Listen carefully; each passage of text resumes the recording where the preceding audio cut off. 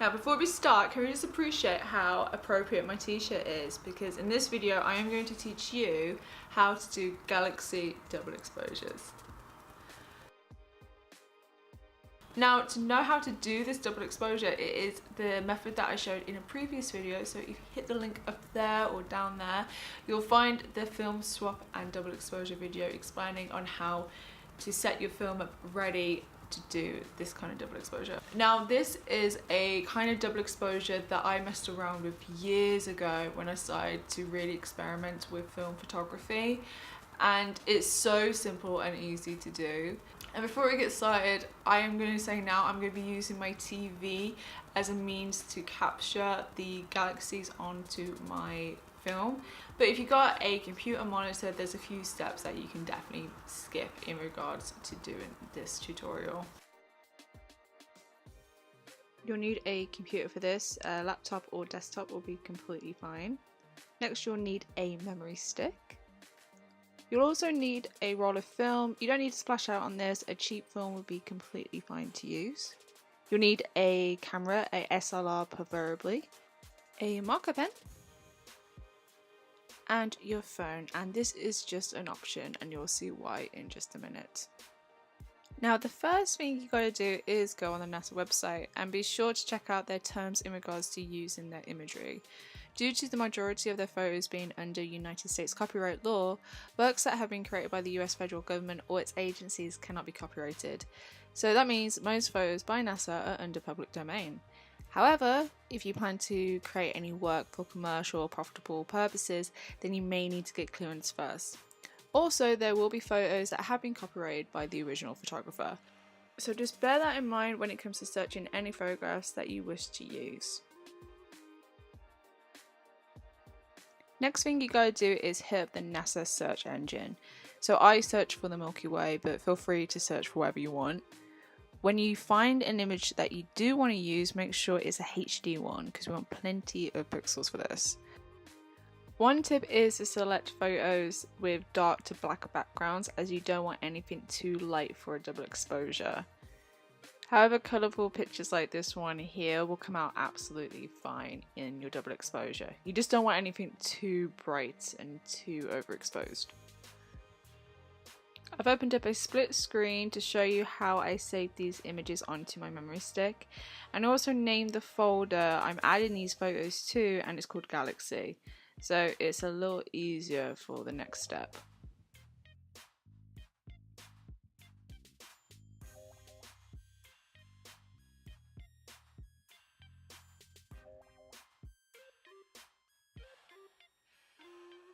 Now get your memory stick and put it into the USB port in the back of your television.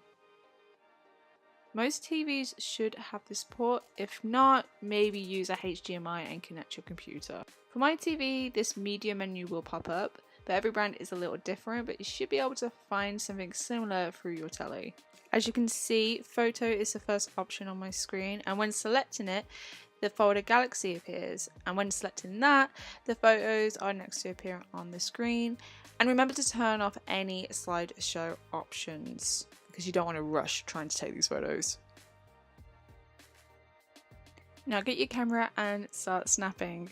A quick tip here is to do this in a darkened room so there isn't any light sources potentially impacting the screen while you're doing this.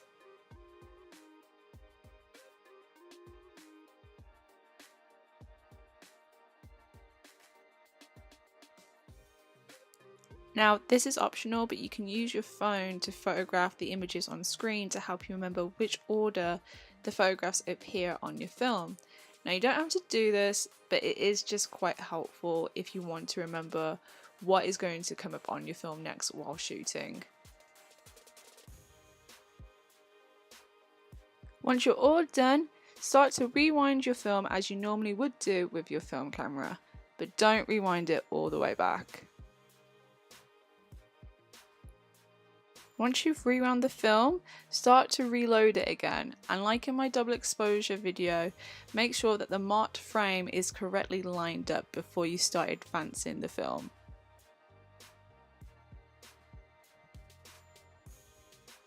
Once you've done that, you are all good to go to start shooting some double galaxy exposures.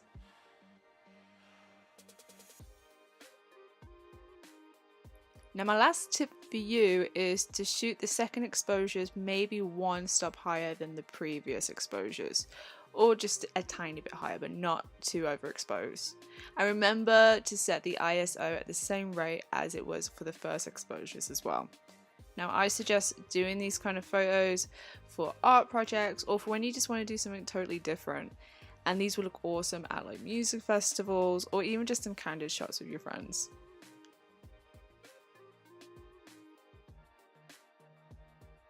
And there you have it, how to do galaxy double exposures. If this video was of any help to you and you actually get some really cool photos as a result, please feel free to tag the Film Freak Instagram, because that is still up and running and I'm using that as a means to share other people's experimental photographs. Now if you like this video, feel free to like it. If you're not subscribed to this channel, feel free to subscribe, because I will be trying to come out with more tutorials like this in the future.